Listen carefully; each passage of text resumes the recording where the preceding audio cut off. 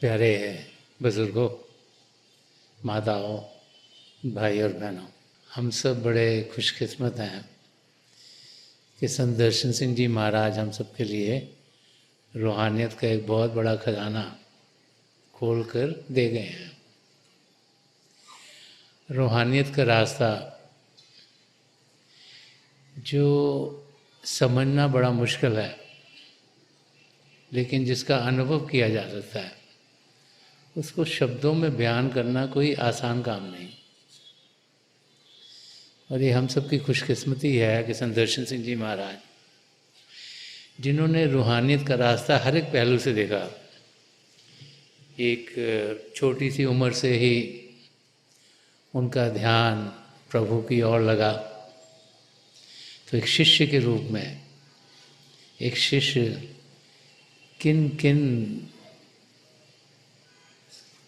तरीकों से अपने आप को समझता है, किन किन मौक़ों में से गुज़रता है, कैसे उसकी ज़िंदगी गुज़रती है और कैसे एक सीकर आफ्टर ट्रूथ, एक शिष्य प्रभु को पाने के रास्ते पर चलता है, वो सब संत दर्शन सिंह जी महाराज ने अपनी ज़िंदगी में अनुभव किया। और जब हम उनके लिखे हुए वचनों को समझने की कोशिश करते हैं, तो हर एक पहलू में जहाँ से हमें गुजरना पड़ता है उसके बारे में संत दर्शन सिंह जी महाराज ने बड़ा खोल खोल के समझाया है, ताकि हम लोग समझ सकें कि किस पहलू में हमें क्या क्या अनुभव होते हैं और रूहानी रास्ते पर हम प्यार से आराम से चल पाए। दुनिया में जीते हुए इंसान घबरा जाता है।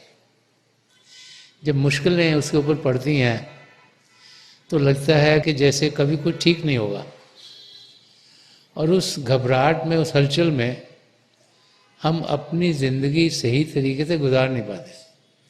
बहुत से लोगों की अगर ज़िंदगी देखें तो उनकी ज़िंदगी ऐसे लगती है जैसे सुबह से शाम तक वो दुख दर्द में है। उनका ध्यान तकलीफ़ों की ओर होता है कि मेरे साथ ये नहीं हुआ, मेरे साथ ये खराबी हो गई, किसी और ने ये कर दिया, इस करके खराबी हो गई, पता नहीं क्यों बाकियों की चीज़ें ठीक होती है, मेरी नहीं होती। इंसान ऐसे सोचता है और फिर एक दूसरे से शिकायत करता हुई ज़िंदगी गुजार देता है। तो संत महापुरुष जब भी आते हैं धरती पर, हमें बार बार समझाते हैं कि ये तो एक सुनहरा मौका, इससे तो बेटर मौका हो ही नहीं सकता। कि मानव चोला मिलना एक बहुत बड़ी बरकत है। 84 लाख जिया जून में आत्मा भटकी हुई है, फंसी हुई है, प्रभु ने दया कृपा की कि चोला मिला। अगर ये ना मिलता तो पता नहीं किस योनि में क्या क्या भुगतान हमें करना पड़ रहा होता। तो हमें ज़िंदगी खुश होकर, हंसकर, खुशी से, प्यार से गुजारनी है। और बार बार महापुरुषों का इशारा इसी ओर होता है कि हम अपने ज़िंदगी को सही तरीके से जानें। परम संत कृपाल सिंह जी महाराज फरमा गए, गो जॉली, कि हम खुश रहें। खुश रहें, शरीर में खुश रहें, अपने रिलेशनशिप में खुश रहें, अपने दिमागी तौर पर खुश रहें और रूहानी तौर पर खुश रहें। और आजकल क्योंकि बहुत सी रिसर्च बहुत सी चीज़ों में होती है, तो कई डॉक्टर्स भी समझा रहे हैं कि जो इंसान पॉजिटिव रहता है, जो खुश रहता है, वो जब उनकी जैसे बीमारी आती है या कोई सर्जरी होती है, तो वो फिर उस सर्जरी से हील अप बहुत जल्दी हो जाते हैं, रिकवरी उनकी बहुत अच्छी होती है। और अपने आप को खुश रखना, अपने आप को उस अवस्था में रखना जहाँ पर हमें ये लगे कि ज़िंदगी खुशी से गुजारनी है, प्यार से गुजारनी है, तो हम देखेंगे कि हमारी ज़िंदगी बड़ी आराम से गुजरेगी। एक वाक्य है, एक अमेरिका का एक जर्नलिस्ट था, उसकी लाइफ का है। ये 1964 की बात है। उसका नाम नॉर्मन कजिन्स था। वो अमेरिका से बाहर था और उसकी तबीयत बहुत ख़राब हो गई। जब तबीयत बहुत ख़राब, बुखार बहुत चढ़ गया, शरीर में दर्द बहुत हुआ उसको, तो डॉक्टरों ने कहा कि इसको बचने की कोई गुंजाइश नहीं है, कोई बीमारी है, उसका नाम शायद कोलेजन है, कि वो बीमारी 500 में से एक इंसान ही शायद बचता है। तो उन्होंने कहा कि बचने की इसकी कोई गुंजाइश नहीं लगती, इसको दवाइयाँ दे रहे हैं। जब वो उस हालत में था, जब वो बिस्तर से उठ नहीं पा रहा था, इतनी ताकत नहीं थी शरीर में, और दर्द शरीर के कई हिस्सों में हो रहा था, और उसको फीवर, बुखार बहुत ज़्यादा था। तो वो सोचना शुरू हुआ कि अगर डॉक्टर्स कह रहे हैं कि मैं बचूंगा नहीं, तो कोई तो तरीका होगा कि अगर तकलीफ़ों में ही इंसान घिरा रहा, तो कुछ मैं अपने आप के लिए करूं, देखूं कि मैं अपने आप को कैसे मदद कर सकता हूं। उसको ख्याल ये आया कि अगर मैं हर वक्त यही सोचता रहा कि मैं मर जाऊंगा, मैं मर जाऊंगा, मर जाऊंगा, फिर तो मैं मर ही जाऊंगा, फिर तो कोई बचने के हालात ही नहीं है, डॉक्टर भी कह रहे हैं कि बचेगा नहीं। तो उसने सोचा कि अगर मैं ऐसी पेसिमिस्टिक, ऐसी ज़िंदगी जीना शुरू करूं जिसमें मेरे को लगे कि मैं रहूँगा नहीं, तो फिर तो मैं चल बसूंगा। तो उसको लगा कि नहीं, मैं ना सोचता हूँ कि मैं जीऊँगा ज़रूर। और मैंने सोचा कि मैं ना, जैसे हॉस्पिटल में तो जाओ तो हर जगह दुख दर्द ही होता है, सबको तकलीफ़ें होती हैं, कोई कर्रा रहा है, कोई पेन में, किसको दुख हो रहा है, किसको और कोई तकलीफ़ है। तो उन्होंने कहा नहीं नहीं, मैं ना हंसना शुरू कर दूंगा। उन्हें आस्ते आस्ते जो भी उसके आस पास, उनको कहा कि मुझे कुछ किताबें ला के दो जिनमें जोक्स हों रहे। फिर आस्ते आस्ते उनको पढ़े और वो हंसा करे जोर जोर से। और उसने उसके बाद कोई जो उस समय में कोई फ़नी मूवीज़ थी वो देखी, कोई ऐसी हरकतें की जिससे कि वो ज़्यादा दिन में हंसता रहे। और जैसे ये वाक़या बताया जाता है कि वो वापस अमेरिका में आया, कई महीनों के बाद वो चल फिरना शुरू हुआ, और उसकी तबीयत इतनी अच्छी हो गई कि वो गोल्फ भी खेलना शुरू हो गया। गोल्फ में बहुत चलना पड़ता है और काफ़ी बॉडी के स्विंग्स लगाने पड़ते हैं। तो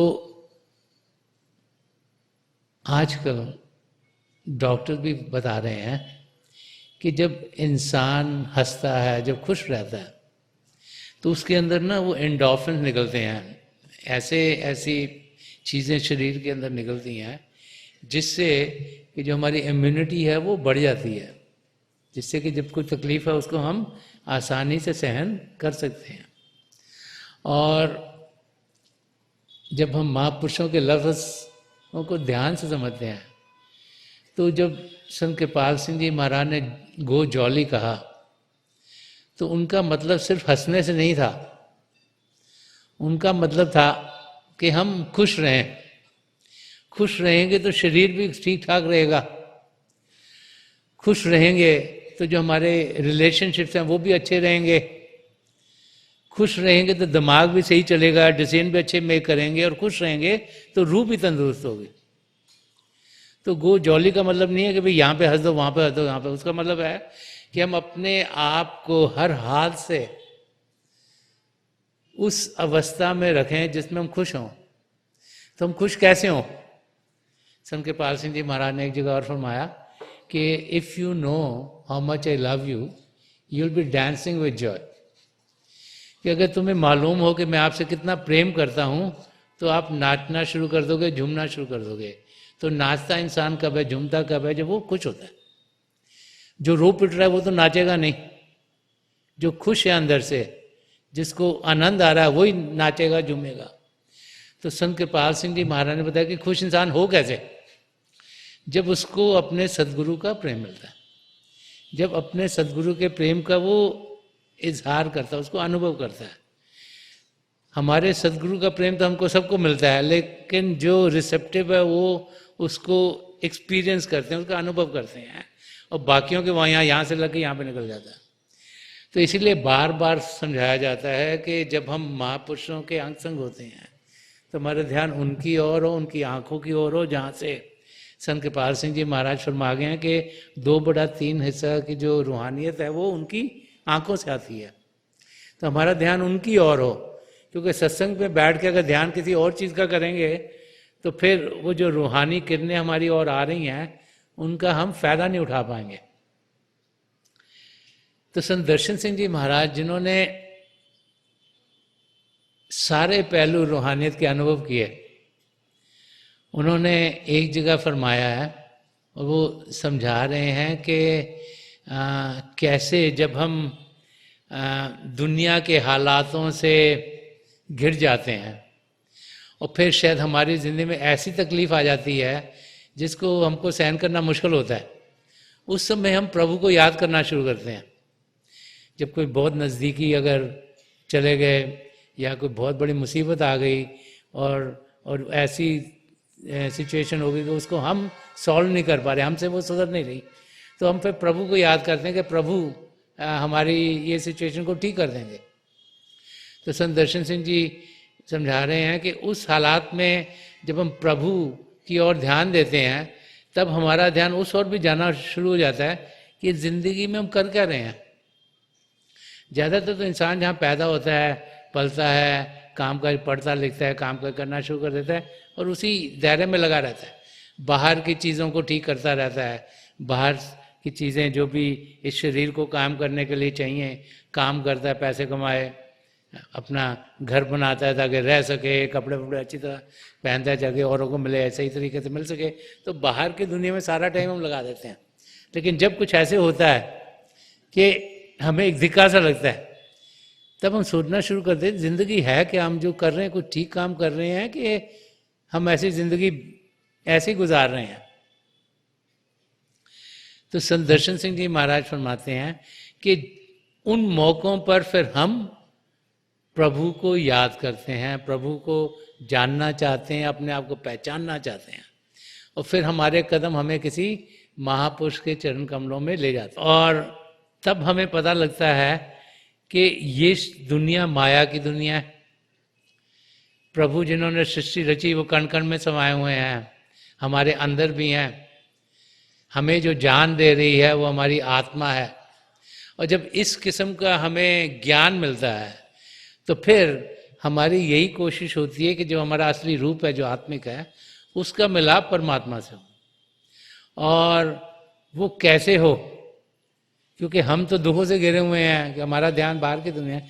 तो संत दर्शन सिंह जी महाराज फरमाते हैं कि उस समय एक शिष्य अपने सदगुरु से क्या प्रार्थना करता है, तो फरमा रहे हैं इधर के जलवाए दोस्त, अपने सदगुरु को जलवाए दोस्त कहा है कि उनसे कोई हमारा नज़दीकी नहीं, और उनका जलवा क्या है, उनके जो रूहानी किरणें उनसे उठती हैं, जो वो हर एक चीज़ को जागृत कर देते हैं, जो वो अंधेरे को दूर कर देते हैं, इस करके जलवाए दोस्त का है। एक जगह और संत दर्शन सिंह जी महाराज ने फरमाया कि I have no friend except my beloved, I have no work except his love, के मेरा इस दुनिया में अपने सदगुरु के सिवाय कोई दोस्त नहीं और उन्हें प्रेम करने के सिवाय मेरा कोई काम नहीं है। तो वो जो एक शिष्य का लगाव अपने सदगुरु के साथ होता है, जो संत दर्शन सिंह जी महाराज का लगाव हजूर बाबा सावन सिंह जी महाराज के साथ हुआ, जिन्होंने उन्हें नाम की देन दी, तो वो वाला अनुभव संत दर्शन सिंह जी महाराज ने इस शेर में उसको काबू करके हमें समझा रहे हैं। तो फरमाने के जलवाए दोस्त तुझे अपने तबस्सुम की कसम। तो एक अपने सदगुरु से कुछ मांगना चाह रहे हैं, तो उनको कह रहे हैं कि आपकी जो मुस्कुराहट है उसकी आपको कसम है। कि संत दर्शन सिंह जी महाराज यहाँ हम सबको ये समझाना चाह रहे हैं कि हम अपने सदगुरु की मुस्कुराहट क्यों मांगते हैं। कि उनकी मुस्कुराहट में क्या है, उसकी कसम यहाँ क्यों खा रहे हैं, क्यों कह रहे हैं कि आपकी मुस्कुराहट की कसम। वो आपने सब वो वाक्य तो सुना, वो दाढ़ी हिलाने वाला, तो ये वही हिसाब किताब है कि जब वो दाढ़ी हिलाते हैं तो सारे काम ठीक हो जाते हैं। तो एक सदगुरु की मुस्कुराहट एक शिष्य क्यों मांगता है? एक बाहरी रूप से मांगता है, एक अंदरूनी रूप से मांगता है। किस लिए? कि जो भी वो चाहता है, अगर मौका मिल जाए अपने सदगुरु से बात करने का, तो हम अपनी जो भी फरियाद करना चाहते हैं, जो भी प्रेयर करना चाहते हैं, हम करते हैं। और अगर वो मुस्कुरा दें तो हमें लगता है हमारा काम हो गया, और हो भी जाता है। तो यहाँ संत दर्शन सिंह जी इसलिए फरमा रहे हैं कि जलवा है दोस्त अपने सदगुरु को, कि आप तो हर एक चीज़ रोशन कर देते हो, हर एक अंधेरा दूर कर दे हो, कि तुझे अपने तबस्सुम की कसम मेरी दुनिया में भी एक बार सहर हो जाए। तो फरमाइश क्या कर रहे हैं कि सिर्फ एक बार मेरी दुनिया में भी रोशनी आ जाए। कि जब जब रात होती है तो अंधेरा होता है, जैसे ही शहर आती है, सुबह का समय आता है, रोशनी आनी शुरू हो जाती है। जैसे ही रोशनी आनी शुरू होती है, हर एक चीज़ ठीक होनी शुरू हो जाती है। तो एक शिष्य रियलाइज कर रहा है कि जो मेरी आत्मा जो 84 लाख जिया जुन में भटक रही थी, अब उसको ये मौका मिल गया है शरीर में आने का। अब शरीर में तो आ गए, लेकिन अगर ध्यान सिर्फ बाहर की दुनिया में रहा और सारा समय उधर ही गुजार दिया, तो सब कुछ होते हुए भी कुछ पाए बगैर इस धरती से हम चल बसेंगे।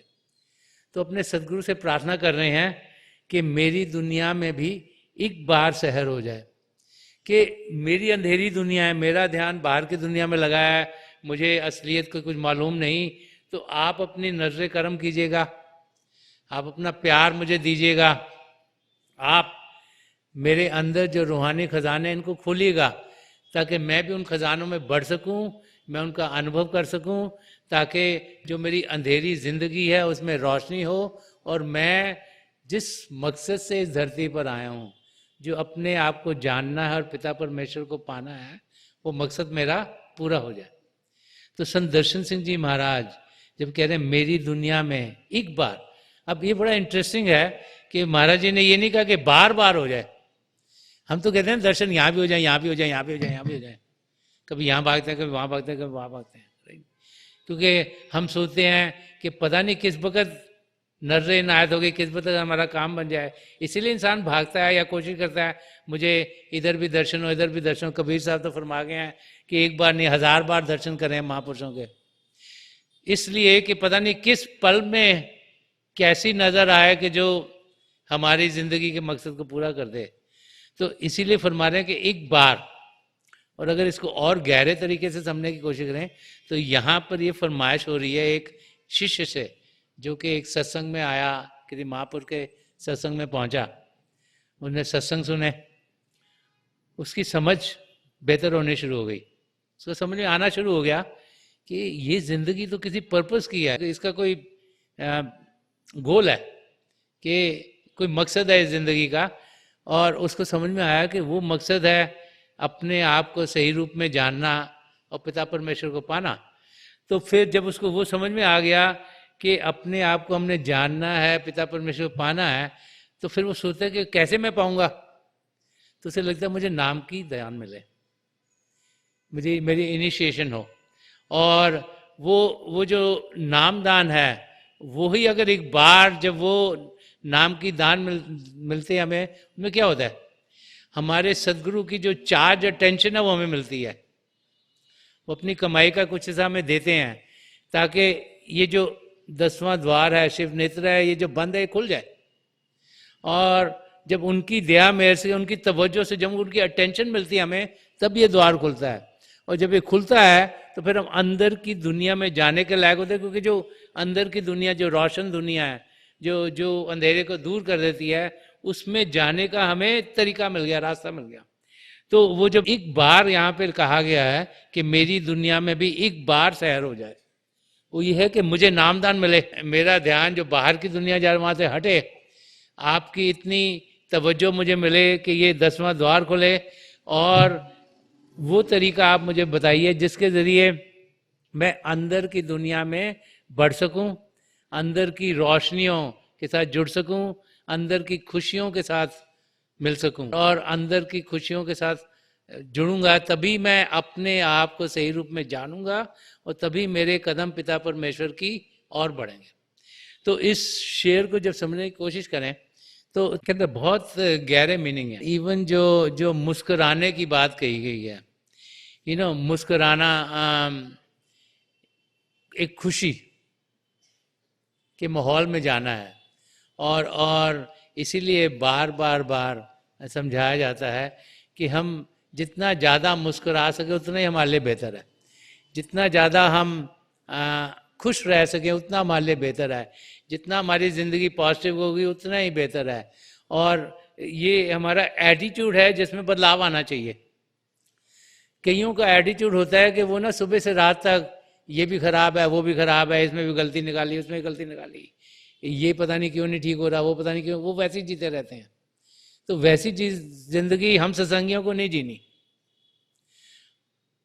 हम जिन पर हजूर बाबा सावन सिंह जी महाराज, परम संत कृपाल सिंह जी महाराज और दयाल पुरुष संत दर्शन सिंह जी महाराज का इतना प्रेम हम सबको मिला है, हमें उनकी बताए हुए रास्ते पर चलना, हमें खुशी से जिंदगी जीनी है। ये नहीं कि मुश्किलें नहीं आए, मुश्किलें लाइफ में आएंगी। अगर आप आज देखो तो कई लोगों को लगता है कि आज का समय बहुत मुश्किल वाला है। अगर आप 10 साल पहले का देखोगे वो शायद इससे भी ज़्यादा मुश्किल वाला था। अगर 100 साल पहले का देखो वो शायद इससे भी ज़्यादा मुश्किल वाला था। अगर 1000 साल पहले वाला देखो शायद और भी मुश्किल था। तो मुश्किलें तो ज़िंदगी में आती जाती रहेंगी, क्योंकि कर्म भी तो कटने हैं हमारे। अब कौन से हमारे कर्म हैं वो हमारे समझ के दायरे से बाहर है। कोई इंसान नहीं जो जानता है कि मेरे कर्म क्या हैं, क्यों मेरे साथ क्या हो रहा है। तो हमें जो कुछ भी हो रहा है उससे घबराना नहीं, ना उससे डरना है, ना घबराना है, ना फिक्र करना है। ये चीजें जो इंसान को खत्म कर देती हैं, जो जिंदगी आप जी नहीं पाते। हमें जानना है जो कुछ भी हो रहा है हमारे लिए इससे बेहतर नहीं हो सकता। क्यों? क्योंकि हमारी डोर पिता परमेश्वर के हाथ में है, तो उससे बेहतर और क्या होगा। वो तो सब जानते हैं कि हमारे लिए अच्छा क्या है। तो हमारी सबकी जिंदगी में वही डलता है जो हमारी बेहतरी के लिए होता है। और ऐसी जिंदगी जब इंसान जीता है तो खुश रहता है, हंसता है। किसको मिलता है? हंस के मिलता है। किसको मिलता है? मुस्कुरा के मिलता है। दूसरे की जिंदगी अगर कोई दुख दर्द में उसको भी सहारा देता है कि भाई फिक्र मत करो, ये समय भी पास हो जाएगा। जैसे दिस टू शैल पास, कि वो जो 4 वर्ड्स हैं कि जो समय अगर मुश्किल का है ये भी गुजर जाएगा। तो हमें जिंदगी प्यार से गुजारनी है, प्रेम से गुजारनी है, मुस्कुराते हुए गुजारनी है, हंसते हुए गुजारनी है। जब ऐसी पॉजिटिव जिंदगी जिएंगे तो हम देखेंगे हर एक चीज हमारी सही होगी। संत दर्शन सिंह जी महाराज तभी पॉजिटिव मिस्टिज्म और नेगेटिव मिस्टिज्म को खोल के समझा गए। उनसे पहले कभी किसी ने पॉजिटिव मिस्टिज्म की बातचीत नहीं की थी। तो उन्होंने समझाया कि घर बार को छोड़ देना, कहीं दरिया के किनारे पे जाके बैठ जाना, पहाड़ पे पहुंच जाना और प्रभु को 24 घंटे याद करना, वो हमारी जिंदगी नहीं है। उसको उन्होंने नेगेटिव मिस्टिज्म कहा कि प्रभु ने हमें इस धरती पर भेजा है कर्म काटने के लिए। तो हमारे कर्म है, कोई इसके साथ है, कोई इसके साथ है, कोई इसके साथ है, इसके साथ है। वो सोसाइटी में रह के ही हो सकते हैं, फैमिली में जी के हो सकते हैं, तभी कटेंगे। अगर कहीं बाहर जाएंगे तो उनके साथ कर्म कैसे करेंगे हमारे। तो उन्होंने कहा कि हम पॉजिटिव मिस्टिज्म की जिंदगी जीनी है कि अपने घरों में रहते हुए, अपने अपने धर्मों में रहते हुए, अपने अपने सोसाइटीज में रहते हुए हम प्रभु को जाने, प्रभु को पहचाने, कदम प्रभु की ओर बढ़ाएं। हर एक चीज आनंद से जिए, प्यार से जिए और जाने कि हम सब अपने मकसद को पा सकते हैं। इसमें कोई शक नहीं है। संत कृपाल सिंह जी महाराज तो ये भी फरमा गए हैं कि कई हम जैसे अगर नहीं भी कुछ करेंगे तो 4 लाइन में तो वैसे ही बेड़ा पार हो जाएगा। लेकिन ये तो उनकी बड़ी दया मेहर थी, उनसे पहले तो किसी ने ऐसे नहीं फरमाया था। तो उन्होंने दया मेहर की कि जिनको उन्होंने नाम दिया कि हम सब इसी जिंदगी में पिता परमेश्वर को पा सकते हैं, ये भी वो फरमा के गए हैं। ये जरूरी नहीं कि हम 4 लाइफ टाइम्स बार बार आए। हम इसी जिंदगी में 84 लाख जिया जून से छुटकारा पा सकते हैं अगर हम अपनी जिंदगी सही तरीके से गुजारेंगे। जो समय प्रभु ने दिया है उस प्रभु ने तो समझ के दिया, उनको पता है ये समय इनके लिए इनफ है, इसमें ये मुझे जान सकते हैं, पहचान सकते हैं। तो उनको तो पता है कि हमारे को कितना कितना समय लगेगा, किसी को थोड़ा ज़्यादा, किसी को थोड़ा कम, कोई थोड़ा ज़्यादा प्यार करेगा, थोड़ा कम करेगा, लेकिन हम सब जितना जितना हमें समय चाहिए उतना उन्होंने दिया हुआ है, उसमें जान सकते हैं, पहचान सकते हैं। अगर अगर अपनी ज़िंदगी सही तरीके से जिएंगे तो महापुरुष बार बार बार हमें ये समझा देते हैं कि हमें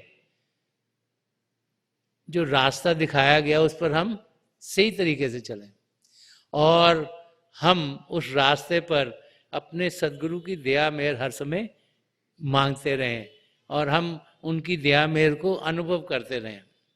एक जगह और संत दर्शन सिंह जी महाराज ने फरमाया कि मुस्कुरा दो तो मेरा गूंचाए दिल खिल जाए, कि मुस्कुरा दो तो मेरा गूंचाए दिल खिल जाए, दिल कभी खिल ना सके ऐसा भी रंजूर नहीं। तो संत दर्शन सिंह जी महाराज फरमा रहे हैं कि ठीक है मैं तकलीफों में हूं, बट ये नहीं कि मैं तकलीफों में डूबा रहूंगा, कि मेरे सदगुरु आप मुस्कुरा दो, बस यही चाहिए और कुछ नहीं चाहिए। आपकी नजर अनायत में पर हो, आप दाढ़ी हिला दो, आप मुस्कुरा दो, आप मेरे तरफ तवज्जो दे दो। एक शिष्य क्या खाली तवज्जो चाहता और तो कुछ चाहता नहीं, चाहे किसी को लगे मेरे सिर पे हाथ लगाओ, किसको लगे मेरे यहाँ शोल्डर पर हाथ लगा दो, किसको लगे कि मेरी बात आप मान लो, मगर अंदर से क्या, अंदर से तो उनकी तवज्जो चाहते हैं। तो एक शिष्य खाली चाहता है कि उसको अपने सदगुरु की तवज्जो मिले और जब उस तवज्जो का जो हम चाह रहे हैं इजहार हो जाए उनके मुस्कुराने के जरिए, कभी उनका हाथ हमारे सिर पे पड़ता है तो हमें यकीन हो जाता है हाँ जी हमारा काम हो गया, कभी उनका हाथ हमारे शोल्डर पे पड़ेगा तो हमें लगता है हाँ जी हमारा काम हो गया, कभी वो मुस्कुरा देते हैं हमें लगता है हमारा काम हो गया, कभी उनके मुंह से कुछ बोल ऐसे निकलते हैं जिनसे लगता है हमारा काम हो गया। तो हम एज अ शिष्य अपने सदगुरु की खाली अटेंशन चाह रहे हैं और कुछ नहीं चाह रहे, हम चाह रहे हैं उनकी अटेंशन हम पर पड़े थोड़ी सी ताकि हमारा काम हो जाए और हम अपनी मंजिल की ओर जाते रहें। यही संत दर्शन सिंह जी महाराज हमें समझा रहे हैं कि मुस्कुरा दो तो मेरा गूंचाए दिल खिल जाए। ये नहीं कि दिल हर वक्त दुखों से भरा रहेगा, ये नहीं कि हर वक्त ही लगता रहेगा ये भी खराब है, वो भी खराब है, वो भी खराब है। तो हम अगर अपनी ज़िंदगी को देखें, जब हम अपने घरों में रहते हैं तो हम ऐसे लगता है कि जैसे पता नहीं क्या हो गया है, कोई काम ठीक नहीं हो रहा, और जैसे सत्संग में आते हैं अपने सदगुरु के दर्शन होते हैं तो एकदम खिल जाते हैं।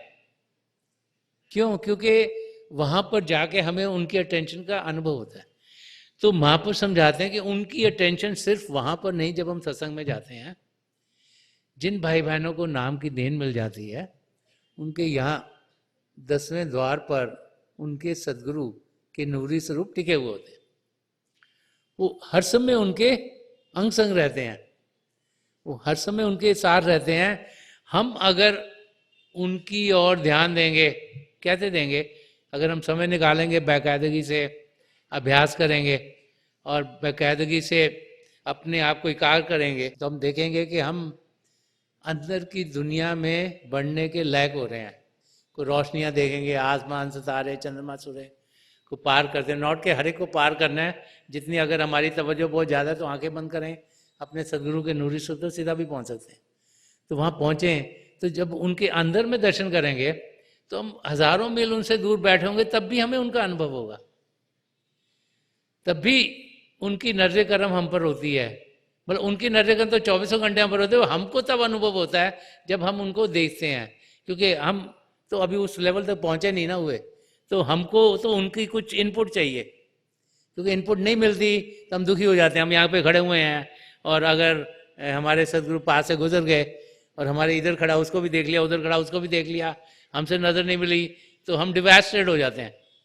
हम सोचते हैं पता नहीं हमने क्या गलती करी है और सोचना शुरू करते हैं कि आज क्या गड़बड़ करी हमने, राइट? तो बट ये नहीं जानते कि उनकी तवज्जो तो हम पर पड़ी है, अगर शारीरिक रूप से नहीं पड़ी, हमारे अंदर तो हर समय बैठे हुए हैं।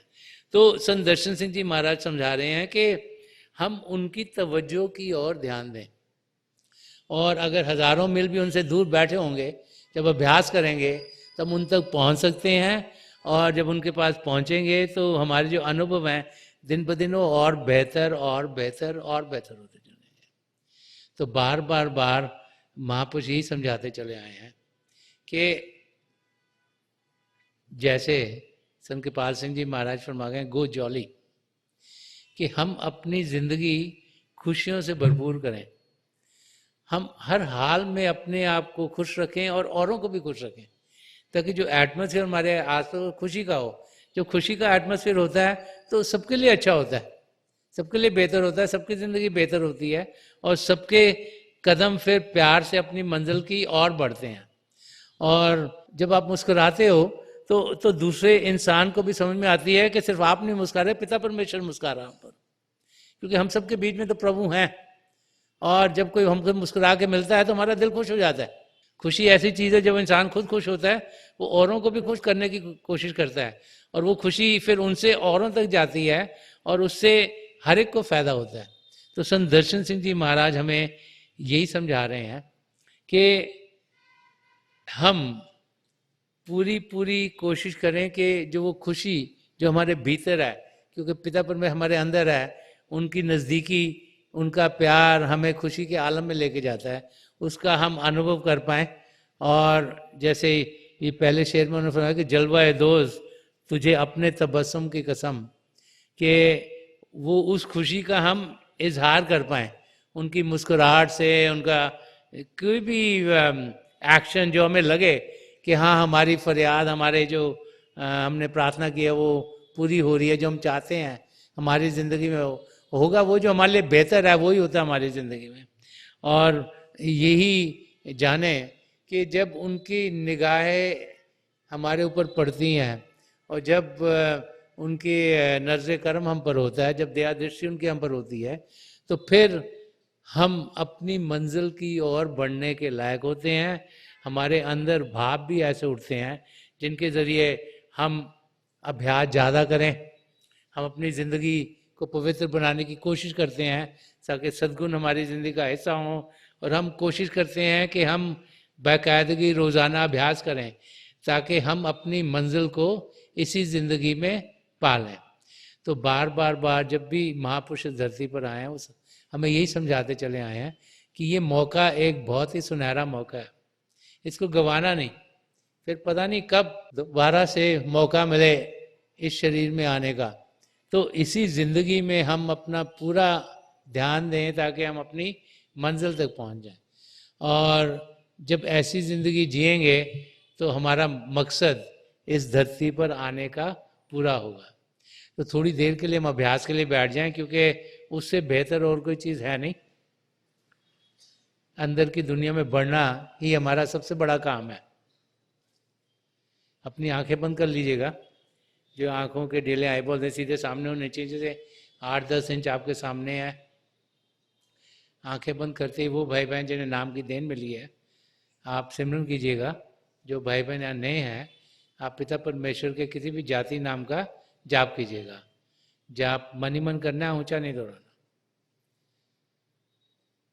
थोड़ी देर में आपको रोशनी के चिन्ह दिखेंगे, और उसके बाद कई और नज़ारे देखने को मिल सकते हैं। आसमान, उसमें सितारे, चंद्रमा, सूर्य, या कई खुश नसीब जो अपने सदगुरु के नूरी स्वरूप तो पहुँचेंगे। और आप वहाँ पहुँचे तो उनकी आंखों में देखिएगा, तो जो जो अनुभव हम सबके लिए बेहतर है वही अनुभव हमें मिलते चले जाएंगे। मेरी प्रभु के चरण कमलों में जो पिछली सेंचुरी के महापुरुष हुए हैं, हजूर बाबा सावन सिंह जी महाराज, परम संत कृपाल सिंह जी महाराज और दयाल प्रसन्न दर्शन सिंह जी महाराज, उनके चरण कमलों में यही प्रार्थना है कि जो जो हम सबके लिए बेहतर है महापुरुष हमें दें, हमें सबके साथ जोड़ें, और हमारे भीतर प्रभु की ज्योत के हमें दर्शन करवाएं। थोड़ी देर में मैं आपको इस बैठक से उठाऊंगा, और मेरी शुभकामनाएं आप सबके साथ हैं।